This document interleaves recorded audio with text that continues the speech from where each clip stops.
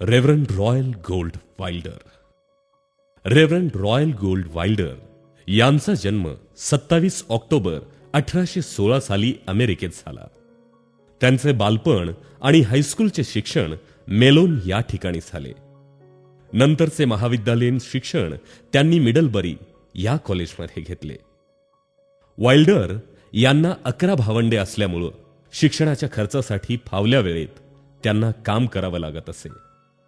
घरातील परिस्थिती तशी बेताचीच होती.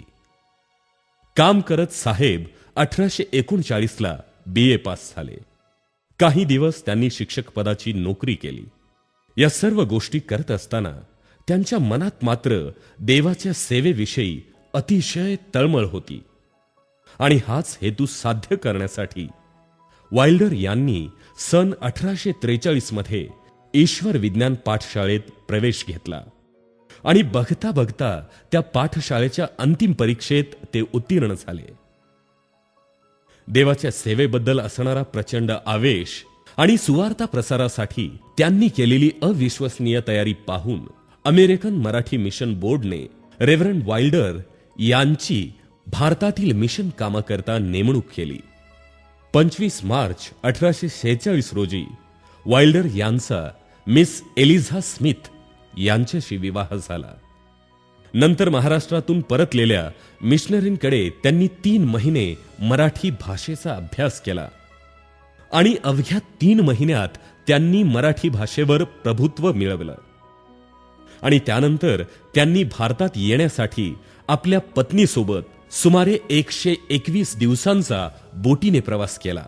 या प्रवासादरम्यान त्यांनी मराठी भाषेचा अभ्यास केला.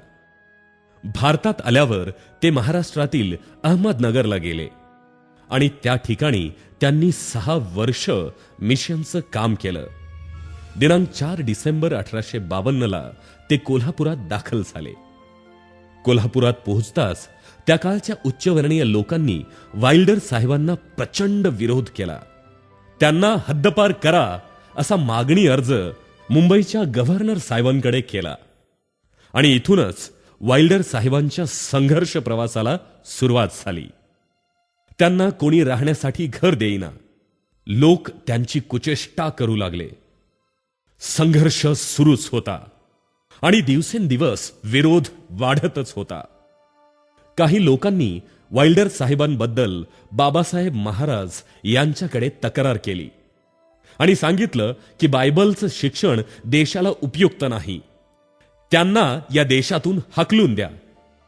पण बाबासाहेब महाराजांनी स्वतःच बायबल वाचून विरोध करणाऱ्या सर्व लोकांना सांगितलं की बायबल हे पुस्तक फक्त आपल्याच लोकांना नव्हे तर सर्व जगासाठी एक उपयुक्त पुस्तक आहे.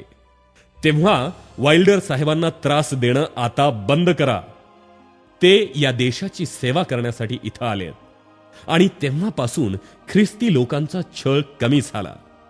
वचनांच्या प्रसाराबरोबरच वाइल्डर साहेब आणि त्यांच्या पत्नीने शिक्षण प्रसारही सुरू केला. त्या काळी कोल्हापुरात केवळ एकच शाळा होती आणि त्या शाळेत फक्त 12 विद्यार्थी होते. याच गोष्टीचा विचार करून वाइल्डर पती पत्नीने मिशन शाळा सुरू केल्या. त्या शाळांमध्ये मुलांबरोबरच त्यांचे पालकही शिकू लागले. त्या काळी बाबासाहेब महाराजांच्या भगिनी आऊबाई आणि बाळाबाई यांच्या सहाय्यानं लवकरच राजवाड्यात पहिली मुलींची शाळा सुरू केली. मिशन शाळेत येऊन शिकणाऱ्यांची संख्या 3000 वर गेली. सेवा कार्य हे अतिशय जोमाने सुरू होतं. प्रभू येशूच्या वचनांचा प्रसार करण्यासाठी वाइल्डर साहेब मैलोन मैलाचा प्रवास बैलगाडीतून करायचे. तहान भूक हरपून ते आवेशाने पुढे जात होते.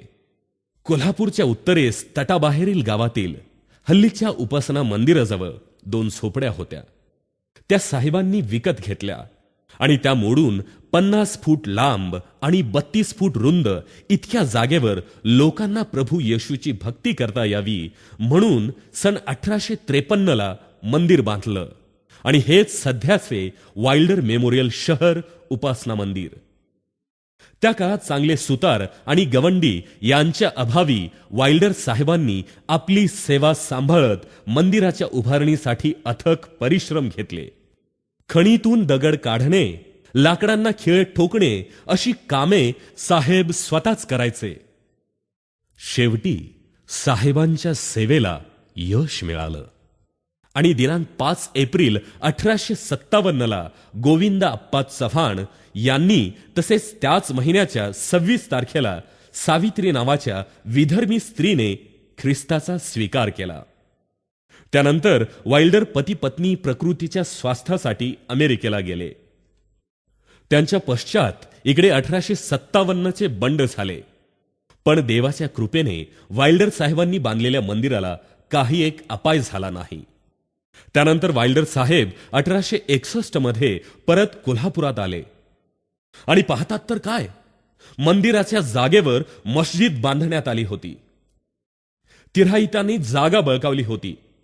पण वाइल्डर साहेबांनी मुंबईच्या गव्हर्नर साहेबांकडे अपील करून बांधकामासाठी परवानगी मिळवली. मंदिर उभारलं. अनेक आत्मे ख्रिस्त राज्यात प्रवेश करत होते. मग सन 1863 32 प्रौढ आणि 19 मुले असा मिळून 51 एवढा ख्रिस्ती समाज साहेबांच्या सेवेतून स्थापित झाला. दिवसेंदिवस मंडळीतील लोकांची संख्या वाढत गेली. त्याच दरम्यान साहेब बऱ्याच वेळा प्रकृतीच्या कारणास्तव अमेरिकेला गेले. शेवटी 10 ऑक्टोबर 1887 वाइल्डर साहेब स्वर्गीय विसाव्यास निघून गेले.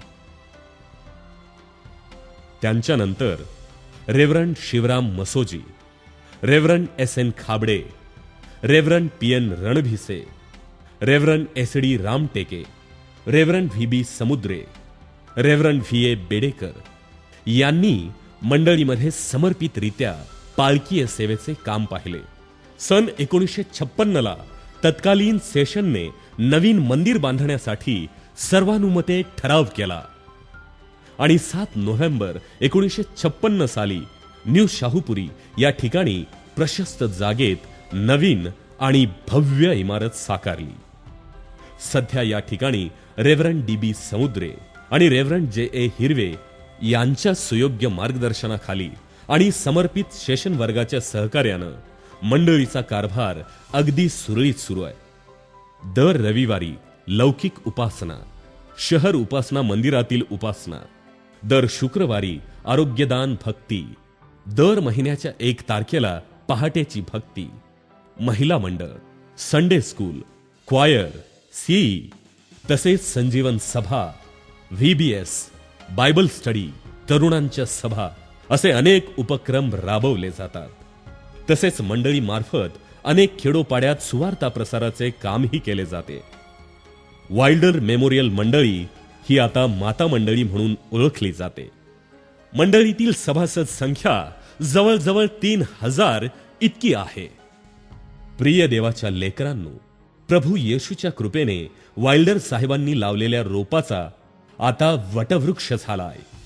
त्यांच्या सेवा कार्याचा वसा घेऊन ख्रिस्त वचनांचा प्रसार करण्यासाठी वाइल्डर मंडळी सदैव कार्यरत राहील.